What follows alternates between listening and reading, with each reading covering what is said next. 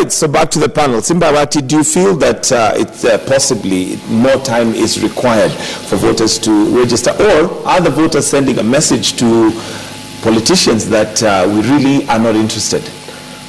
We need more time, though, we have also no time for preparing for the general election. But then what I saw yesterday, especially in my constituency, given it was the last weekend, there were so many people. LBC did a lot of work up to late, actually up to around 7:30, as long as there was light for them to take the photos. What happens is that there is a tendency in the country where people, the last minute, people expect to accomplish everything at the last minute.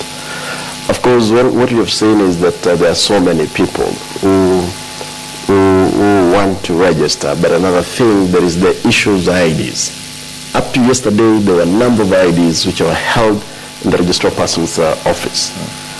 In my constituency, I know for a fact that there were IDs which were held at the DC's office, whereas information we are getting, they were giving them out as, to different regions.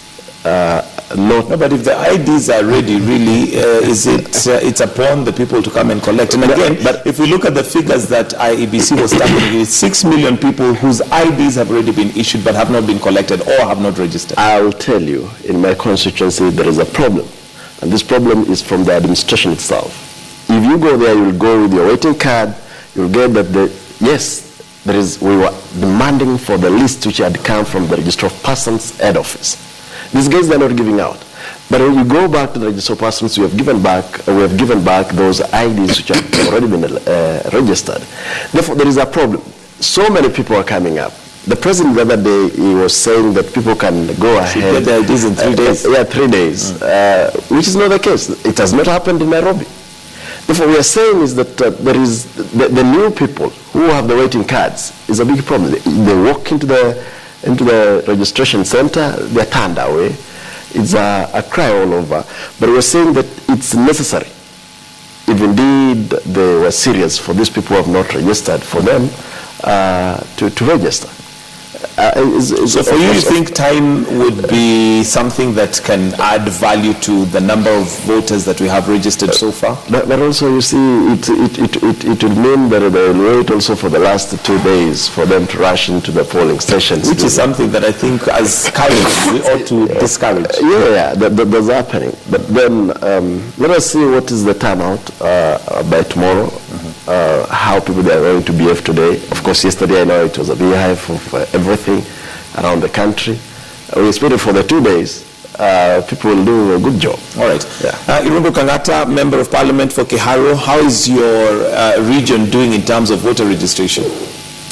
In comparative terms, we are doing good, but in respect to the target that was set by IBC, we are not doing good. So therefore, I would urge the people of Kiharu and Murang'a in general to take this opportunity to register themselves as voters.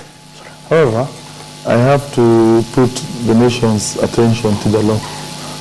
If I'm not wrong, to the best of my knowledge, the law provides that registration of voters will continue up until about, 90 days to the elections?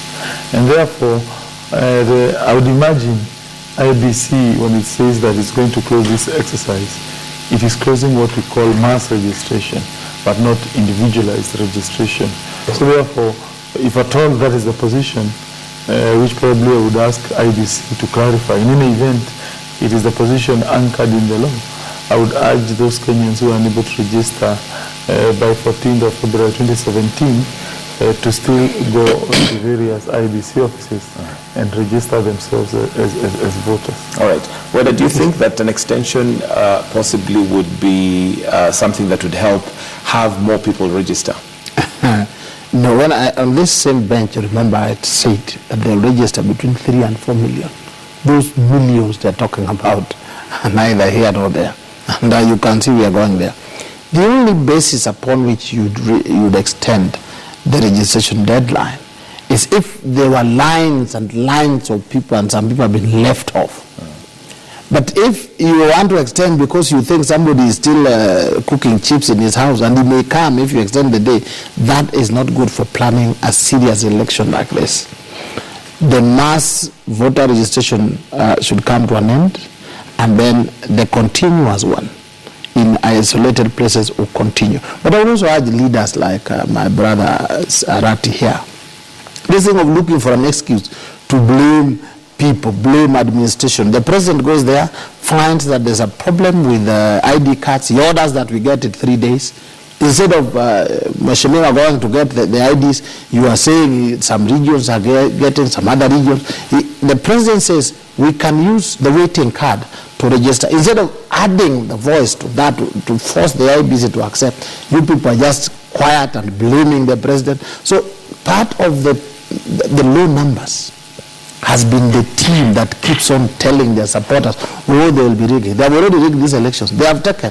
In fact, Jubilee have rigged. So when you see it, I was in the village on Saturday, and some people were asking Mr. Weda, is it true that your Jubilee team have already rigged? And you tell them, what do you expect then? If your leaders tell you what you confess, you receive. So